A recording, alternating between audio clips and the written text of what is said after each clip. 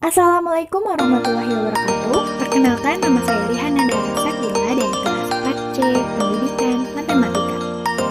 Klik tombol like, comment, and subscribe karena akan banyak manfaatnya. Oke, di video pembahasan kali ini kita akan membahas mengenai teorema Pythagoras. Nah, sebelumnya kakak ajak kalian untuk memperhatikan benda-benda ya. Nah, apa itu teorema Pythagoras? Kalian perhatikan dengan seksama dan teliti benda-benda ini, seperti atap rumah, kemudian jembatan gantung, lalu bendera di atas tanah, dan piramida. Nah, semua ini mempunyai bidang geometri, yaitu segitiga siku-siku. Segitiga siku-siku ini familiar dengan teorema Pythagoras. Oke, sebelum masuk ke materi, kita kenali dulu sejarah teorema Pythagoras. Jadi, Pythagoras itu lahir di Pulau Samos, Yunania, di daerah Yunani Selatan pada tahun 582 sebelum Masehi sampai 496 sebelum Masehi. Jadi, teorema Pythagoras dinamakan oleh ahli matematika Yunani kuno yaitu yang bernama Pythagoras, yang dianggap sebagai orang yang pertama kali memberikan bukti teorema ini.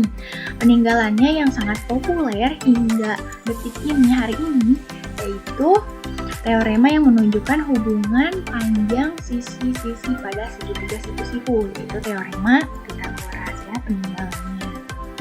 Kemudian di video ini yang akan kita bahas yang pertama adalah pengertian teorema Pythagoras, yang kedua ada rumus Pythagoras, dan yang terakhir yang ketiga pembuktian teorema Pythagoras. Selanjutnya kita bahas pengertiannya ya. Sebuah aturan matematika. Jadi teorema Pythagoras itu adalah aturan matematika yang bisa dipakai dalam menentukan suatu panjang salah satu sisi dari suatu segitiga siku-siku.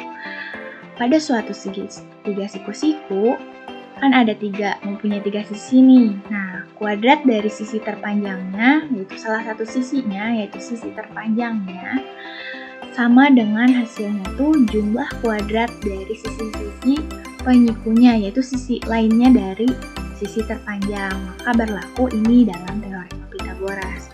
Kemudian sifat teorema Pythagoras, yang pertama hanya untuk segitiga siku-siku, maka untuk segitiga lainnya tidak berlaku teorema Pythagoras.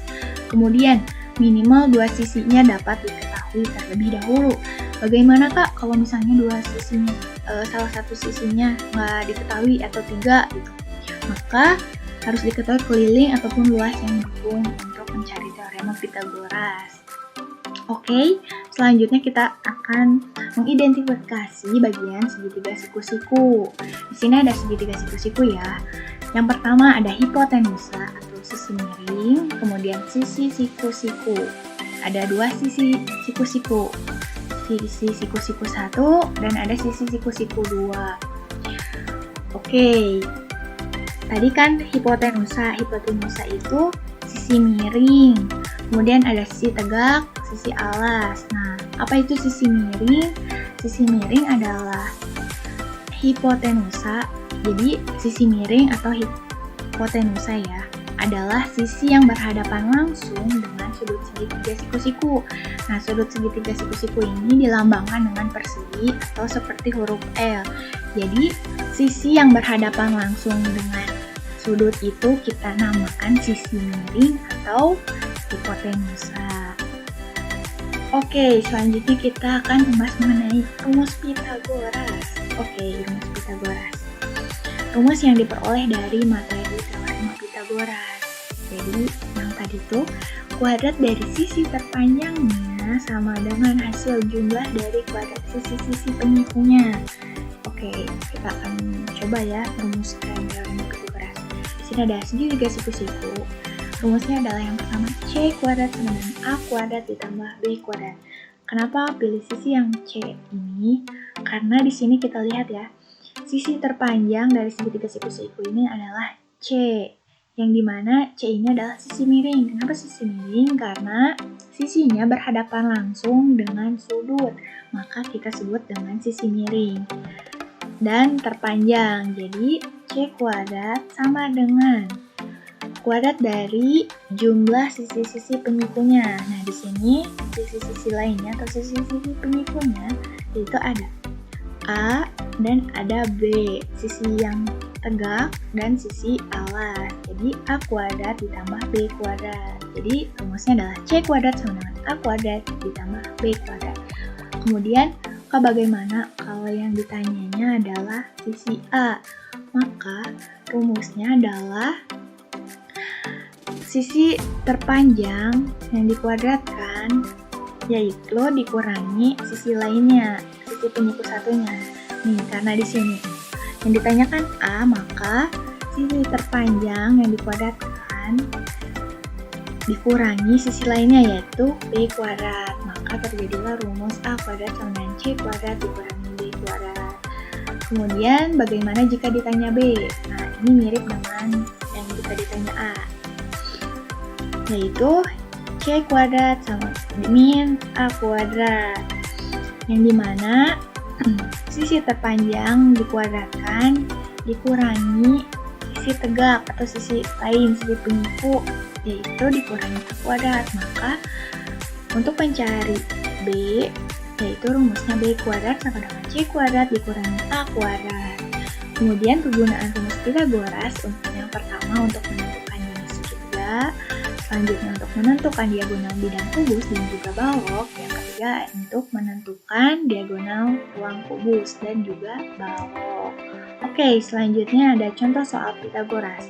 Di sini soalnya yang pertama, diketahui segitiga siku-siku ABC dengan siku-siku di B yang digambarkan di samping atau di bawah maksudnya.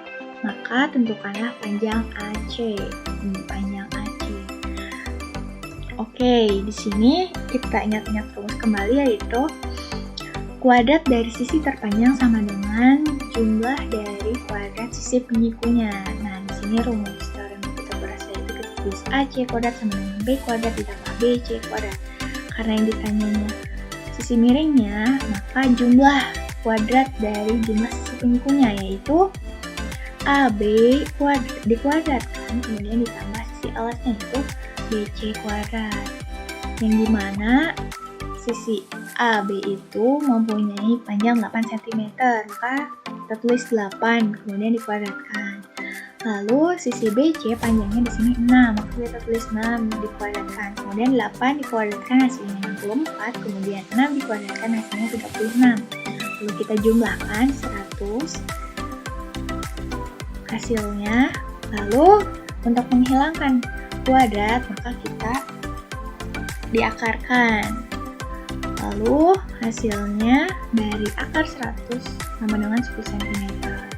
Selanjutnya pembuktian teorema Pythagoras. Kita akan membuktikan apakah benar bahwa C kuadrat sama dengan A kuadrat ditambah B kuadrat. Kita masuk ya ke rumus. Oke, di sini ada segitiga siku-siku yang dimana ada sisi A, B, C.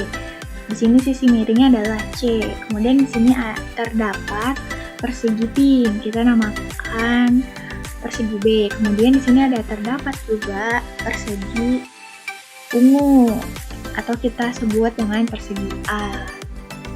Oke. Kita akan membuktikan rumusnya ya. Yang pertama, kalian kan ingat ya, rumus persegi itu adalah sisi dikali sisi.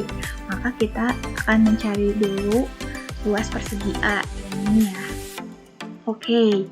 Di sini sisinya yaitu 1 2 3 4, kemudian sisi lainnya 1 2 3 4. Maka sisi kali sisi yaitu sisinya 4 dikali 4. Maka hasilnya atau 4 kuadrat sama dengan 16. Kemudian luas persegi B yaitu yang ini. Kita hitung ya kotaknya 1 2 3 1 2 3. Maka sisi-sisinya mempunyai panjang 3 cm ya. Rumusnya sama, sisi kali sisi, yaitu sisinya tadi udah diketahui 3 dan sisi lainnya yaitu 3, jadi 3 kali 3 atau 3 kuadrat. Hasilnya adalah 9. Kemudian kita akan buktikan dengan segitiga yang baru.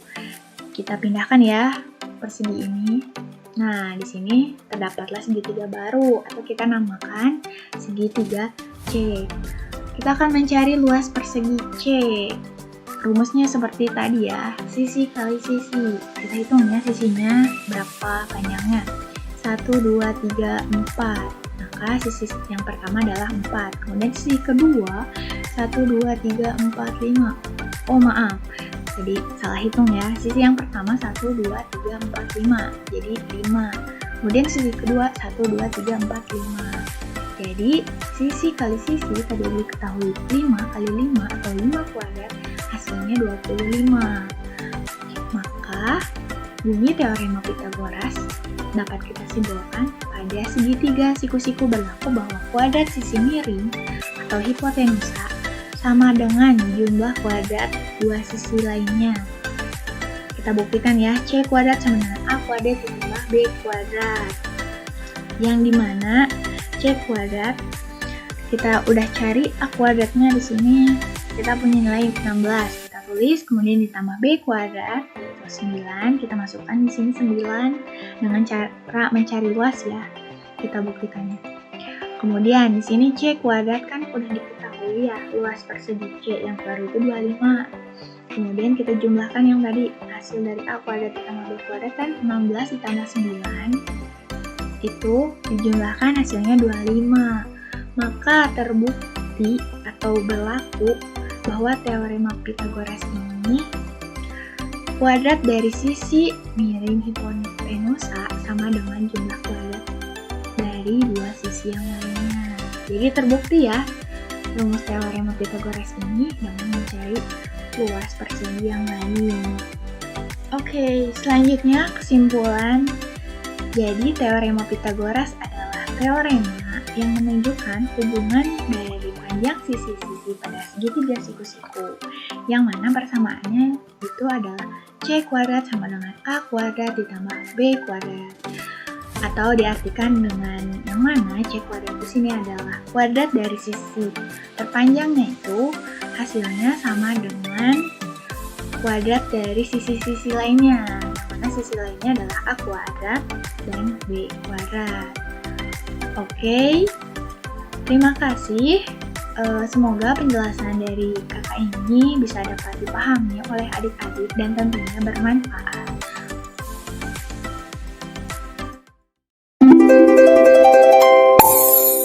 Bismillahirrahmanirrahim. Assalamualaikum warahmatullahi wabarakatuh. Saya Siti Miftahul Khairunisa akan menjelaskan tentang fungsi komposisi. Fungsi komposisi F dan G ditulis G bundaran F yang didefinisikan sebagai Gfx, di mana Fx akan diproses terlebih dahulu, kemudian baru kita memproses fungsi G-nya. Misalkan terdapat 3 himpunan yaitu A, B, C. Fungsi F akan memetakan anggota himpunan A ke himpunan B. Kemudian akan dilanjutkan dengan fungsi G yang memetakan anggota himpunan B ke himpunan C. Sehingga kita bisa sebut fungsi yang memetakan anggota himpunan A ke himpunan C adalah fungsi komposisi dari fungsi F dan fungsi G, yaitu G bundaran F. Oleh karena itu, fungsi G bundaran F yang akan diproses terlebih dahulu adalah fungsi F, kemudian dilanjutkan memproses fungsi G. Contoh, jika diketahui fx sama dengan x min 3 dan gx sama dengan x kuadrat plus 2x, maka hasil dari G bundaran fx adalah G bundaran fx itu artinya G f x. Fx di sini kita masukin ke fx yang ini, berarti G x min 3. Nah, ini tuh artinya pada fungsi Gx setiap x-nya ini dimasukin sama x min 3. Berarti x min 3 kuadrat plus 2 kali x min 3 sama dengan x min 3 kuadrat itu x kuadrat min 6x plus 9. Terus 2 kali x 2x, 2 kali min 3 min 6. Kita jumlahkan x kuadrat min 6x ditambah 2x jadi min 4x. 9 dikurangi 6 jadi 3. Berarti hasil dari G bundaran fx adalah x kuadrat min 4x plus 3. Contoh yang kedua. Diketahui fungsi fx sama dengan 5x min 3 per 2 plus 2x dan gx sama dengan 2x plus 1. Tentukan nilai f bundaran g min 1. F bundaran g min 1 itu artinya f g min 1. Nah, g min 1 ini artinya setiap x pada fungsi gx kita masukin angka min 1. Berarti f 2 kali min 1 plus 1. Berarti f 2 kali min 1 min 2 plus 1. F min 2 plus 1 min 1. Nah, f min 1 ini artinya setiap x pada fungsi fx itu dimasukkan angka min 1. Berarti 5 kali min 1 dikurangi 3 per 2 ditambah 4 kali min 1 sama dengan 5 kali min 1 min 5 min 3 per 2 ditambah 4 kali min 1 min 4. Berarti min 5 dikurangi 3 min 8 per 2 dikurangi 4 min 2. Min 8 dibagi min 2 4. Berarti nilai f bundaran g min 1 adalah 4. Tadi kita sudah pelajari cara mencari fungsi komposisi dari dua buah fungsi. Sekarang, bagaimana jika komposisi tersebut sudah diketahui dan kita diminta mencari salah satu fungsinya? Misalkan fungsi f bundaran gx diketahui. Di sini kita sebut fungsi g sebagai fungsi yang pertama karena f bundaran g. Fungsi g-nya yang akan diproses terlebih dahulu, sehingga fungsi f akan kita sebut sebagai fungsi yang kedua. Jika yang ditanya adalah fungsi gx, maka kita bisa langsung substitusikan fungsi gx ke fungsi f. Jika yang ditanya fungsi f, maka kita gunakan metode fungsi inverse.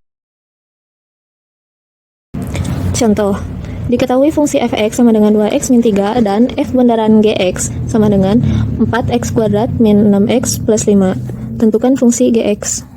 Kita ubah dulu f bundaran gx ini menjadi f gx sama dengan 4x kuadrat min 6x plus 5. Nah, karena yang ditanyakan gx, berarti kita bisa langsung substitusikan fungsi gx ini ke f. Artinya x yang berada pada fungsi fx kita ganti dengan gx. Berarti 2 gx min 3 sama dengan 4x kuadrat min 6x plus 5. Nah, kita operasikan seperti aljabar biasa ya. Min 3 pindah ruas jadi 2gx sama dengan 4x kuadrat min 6x. Min 3 pindah ruas jadi plus 3 plus 3 plus 5 plus 8. 2 pindah ruas jadi gx 4x kuadrat min 6x plus 8 bagi 2. Maka gx adalah 4x kuadrat dibagi 2, 2x kuadrat min 6x dibagi 2, 3x plus 8 dibagi 2, 4. Maka fungsi gx adalah 2x kuadrat min 3x plus 4.